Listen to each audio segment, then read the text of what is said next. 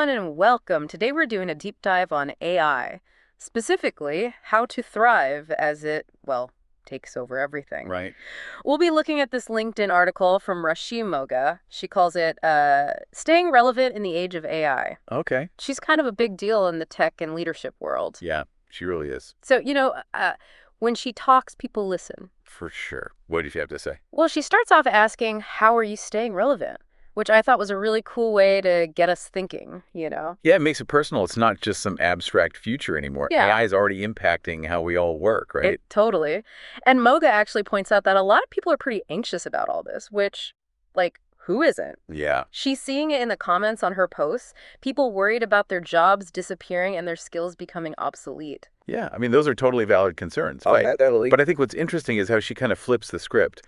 Instead of focusing on AI replacing jobs, she's saying it's more about how AI is changing how we work.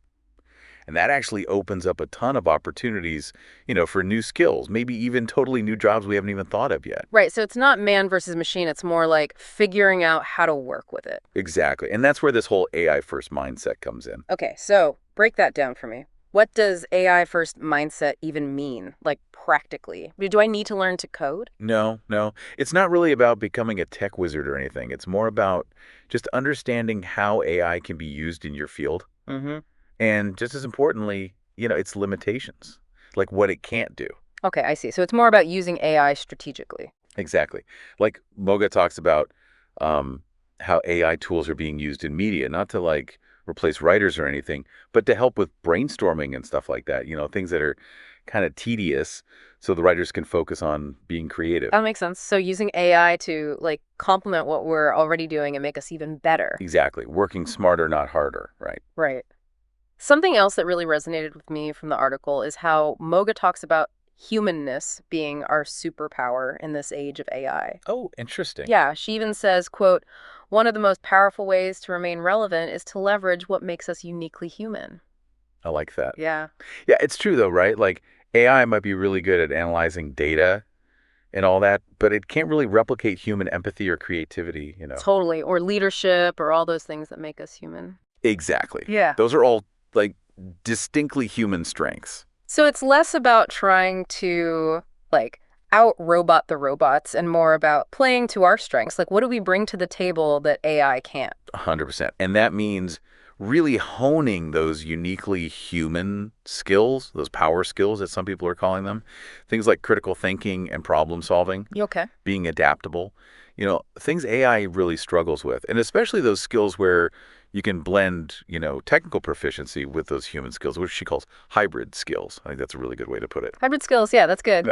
So, my completely irrational need to make the perfect playlist for every mood, that's a marketable skill. Hey, you know what? In a world that's increasingly automated, that human touch, that creativity, that's going to be more valuable than ever. Music to my ears. But seriously, Mogha really stresses continuous learning, which honestly in this day and age is just good advice anyway. Oh, absolutely. Because look, the skills we need to thrive are constantly evolving, right? Oh. You can't just learn something once and be done. Yeah, it's you're always a student. Exactly. You got to be open to constantly learning and evolving. Yeah, and she actually gives a really practical suggestion for that. She says you should dedicate 30 minutes every day to learning something new. It's not about some massive time commitment. It's more about consistency. Totally. Yeah. And it doesn't have to be this, formal thing like read an article, listen to a podcast. Right. Maybe even an episode of this podcast. Yeah. Or just pick someone's brain, about something they're good at. That's a good point. It makes it seem a lot less overwhelming. So we were talking about those hybrid skills earlier, those blends of technical know-how and the human stuff.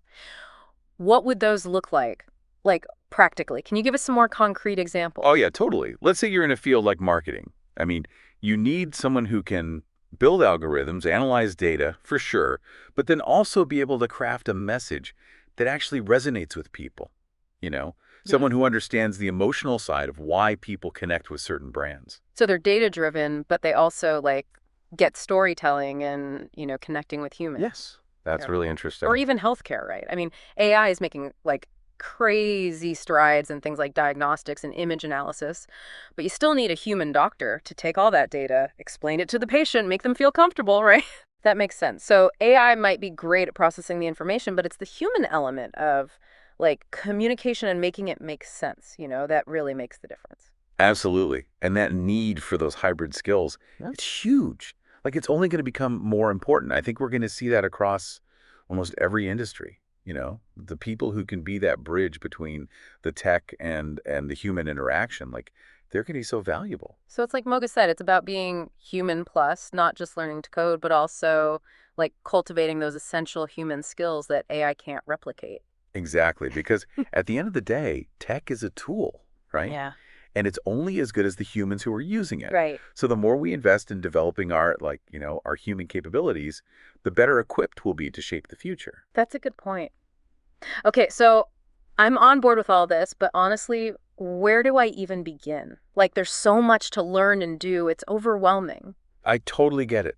It can feel like a lot for sure, but remember what we were just saying about those 30-minute chunks, right? Right. Like just pick one thing, something you're curious about, and dive in. So instead of trying to like do it all at once, it's more about those consistent, manageable steps. Exactly. And don't be afraid to, follow your curiosity. Choose something you're actually interested in because learning should be fun, right? It shouldn't be a chore. I love that. And hey, maybe you'll even discover some hidden talents or passions along the way. That's the best part. When you embrace that kind of growth mindset Hmm. and you make learning a regular thing, you'll be amazed at what you can do.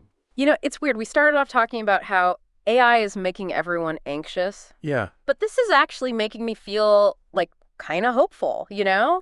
Like, yeah, the future of work is changing, but like we actually get to help decide what that looks like. I think that's a really good point. It's like we're not just along for the ride. Mm. We have agency here. We can actually help create this future where like AI is a good thing, where it makes our lives better and our work better. Yeah, and it's not like some far off thing either. We're building it right now. Like every time we learn a new skill or figure out a new way to use AI in our work. Totally. And like that brings us back to that whole thing about human AI collaboration, which Mm. is really the heart of what Moga's talking about, right? It's not humans versus AI, it's both of us working together. Yeah, more like a partnership, right? Exactly. We both bring something to the table. Yeah. And when we start looking at it that way, it's like, whoa, we can solve some seriously complex problems. We can come up with solutions we could never even dream up on our own. I mean, it's really exciting when you think about it. It is exciting. Okay, so where do we go from here? What do we do? Well, Moga ends with a question, and I think it's the perfect one for us to be thinking about as we kind of wrap this up. She asks, what unique skills and perspectives can you bring to the table, like in this world where AI is only going to become more prevalent? Ooh, I like that. Okay, so it's like time for some self-reflection, right? What are we good at? What are we passionate about? How do those things fit into this whole like AI-powered future? Exactly. It's about recognizing our own value. Yeah. We all have something to offer. We all have superpowers. That's a great way to put it. So yeah, keep exploring, keep learning, and keep asking those big questions because the future belongs to the people who are brave enough to kind of like grab onto it and see where it takes us. Love it.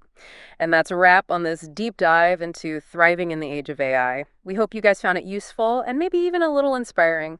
And until next time, keep those minds curious and keep on learning.